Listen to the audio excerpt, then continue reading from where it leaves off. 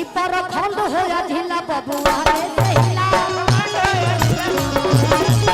परखंड हो या ढीला बबुआ रे सहिला परखंड हो या ढीला यो हीरा रे सहिला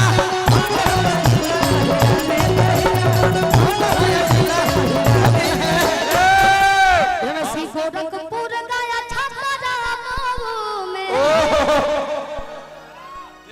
और आरा से हम कितना ज्यादा प्यार मिलेगा और आप लोग बहुत ज्यादा प्यार करेंगे।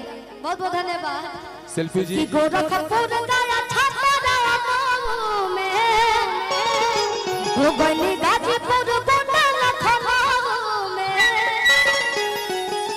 कि पवन का बात नहीं मिला मिला मिला मिला मिला गाना तो बहुत सारा भाई सा गाँव कद बिहान हो जाई कि अरे बनता टाइट तो हो जाई बूढ़ीला कि परखंड हो या ढीला बबुआ रे सहिला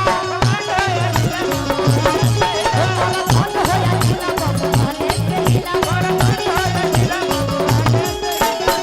यही से चली बहुत बहुत धन्यवाद। Selfie selfie selfie. आप जो गाना गाए सुनिए सुनिए रुके रुके आप जो गाना गए बहुत अच्छा गाए लेकिन इसमें ये जातिवाद हो गया। इसमें अगर खुश करना है तो ये गाइए परखंड हो या ढीला यो हीरा रे सहिला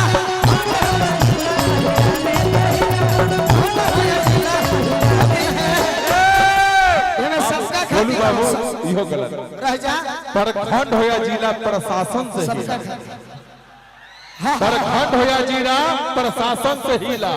प्रशासन से बड़ा कोई नहीं है।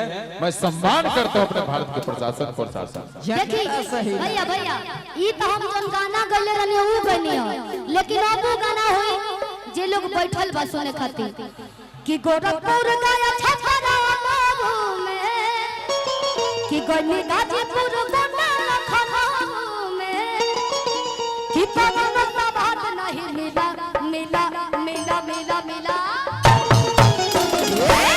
कि बनता टाइट तो हो जाई ढीला ढीला कि परखंड हो या ढीला वही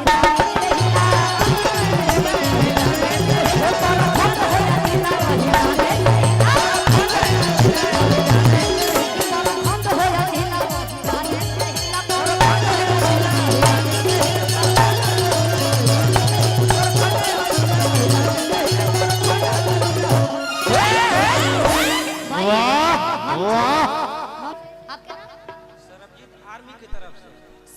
सरबजीत आर्मी जी की तरफ से एक लाइन रउआ खातिर कहो कि यार मिला भर मजनवा कहो रे और जी हो लेकिन जितना बड़ लोग होला उतना कंजूस होला।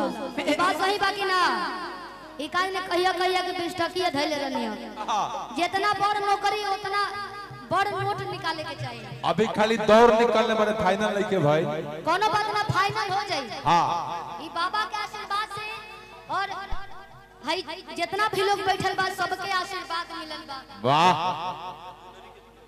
अच्छा कि पिया भैला गुलाबी के हो फूल कि छोड़ी गबना हरी में हरिया कि पिया भैला गुलाबी के हो फूल। आप लोग YouTube पे देखा तो नहीं देखा लेकिन कहे का कि नौकरी लगी तोहरा ऑर्डर पर देवी की धोगल बा एकरा के अलग एडिट करके डाले के बा ठीक बा कि भेजी त देवी माई बॉर्डर पर कि हमर सपना साकार माई कर दी हो। यहाँ के गाना के फैन रनिए तबे नहीं हो कि यार मिला भर हम जनुआ अरे यार जी हो अरे यार मिला भर हम जनुआ अरे यार जी हो।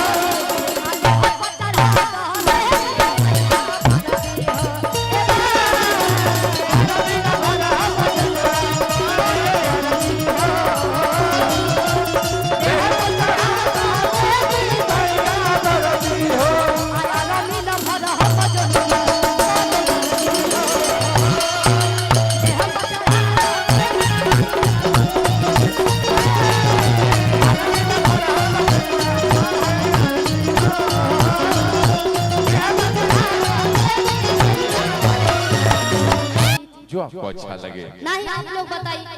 और विष्णुदयाल भैया की तरफ से 500 के पुरस्कार लेके दिले हैं 100 को 400 सांझले दे दिए। चलिए शिल्पी राज जी हमारे बीच में अतिथि कलाकार के रूप में आई हैं और बड़ी सौभाग्य है हमारे इस गांव का कि इतनी सुंदर कलाकार हमारे बीच में आई है। मैं चाहूंगा कहना है मित्रों कि जरा सी पाने की चाह में बहुत कुछ छूट जाता है, जरा सी पाने की चाह में। ए बेटा बैठ। अच्छा एक कॉमेडी स्टार यूट्यूब चैनल जिला बलिया से आपका अच्छा चंदन स्टार जी की तरफ से ढेर सारा आशीर्वाद, बहुत बहुत धन्यवाद। अच्छा चलिए एक लाइन राम बाबू भैया जी की तरफ से ढेर सारा